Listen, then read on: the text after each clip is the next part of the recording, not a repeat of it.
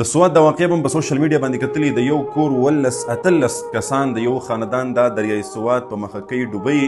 دنیا ورته ګوري ویډیوګانې جوړوي او لګیا د تماشې کوي هیڅ څوک دا کوشش نه کوي چې دغه ماشومان سپینګیري زنانه دا بچ کړي او اتفاقا نن د عمر فاروق رضی الله عنه د شهادت ورځ هم ده د عمر فاروق رضی الله عنه یو ډیر مشهور قولو چې وایي که چېرته کې د دریای فرات یا د دریای دجله په غاړه باندې یو سپی د لوږې تندې نه مړ شو نو وایي تپوس به د عمر فاروق نه کېږي ځکه د زمانې بادشاه عمر فاروق دی نو د یو سپي تپوس چې د عمر نه به کېږي نو د دغومره انسانانو چې د قیمتي ځانونه د دې ضایع کېږي د دې تپوس به د چا نه کېږي نه پوهېږم چې زموږ د دې حکمرانانو به څه حال وي د دې به دا روح څنګه وځي د دې نه د دې به قبرونه څنګه وي لکه دا اوس په دې دومره ټیکنالوجي دور کې دومره هر رنګ مشینري هر رنګ اسباب شته دی او دلته کې 18 کسان یقین وکړئ دغه ویډیو کلیپ هر سړی ګورې کتلی نه شي ما صرف تصویر تاسو ته لګولی هر سړی نشي کتلی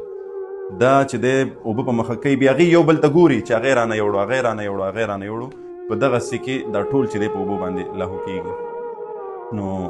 ډېره د افسوس خبره ده ډېره زیاته د افسوس خبره ده په دې ځای کې به زه د خپلو عوامو ته د خپلو پښتنو ته مسلمانانو ته به یو درخواست به ورته وکړم وایي څه جرنده خرابه ده او څه دانې لمدې دي هغه قیصه ده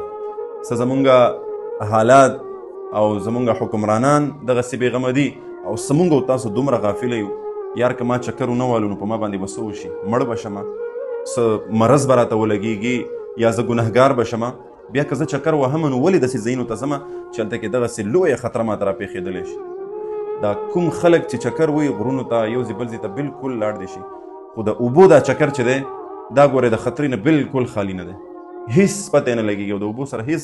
بیا نه زور کېږي او نه مقابله کېږي دغه حالات دي نو په دې کې الحمدلله زموږ انلاین کلاسز شروع شوي دي که چېرته تاسو خپله یا خپلو بچیانو ته په خپله نګرانۍ کې انلاین د قرآن زده کړې په خپل کور کې ورکول غواړئ نو همنن زموږ سره اړیکه ونیسئ دغه زموږ د وټساپ شمېره ده زموږ په اکیډمۍ کې تاسو ایډمیشن کولی شئ الحمدلله زموږ په اکیډمۍ کې چې کومې زده کړې دي نو هغه ټولې اسلامي زده کړې دي قرآن کریم په ناظري سره په حفظ سره په تجوید سره په ترجمې سره او دغه رنګې نورې اسلامي چې څومره زده کړې دي مونځ دی دعاګانې دي حدیثونه دي ورسره د اودس د غسل چې څومره هم ضروري اسلامي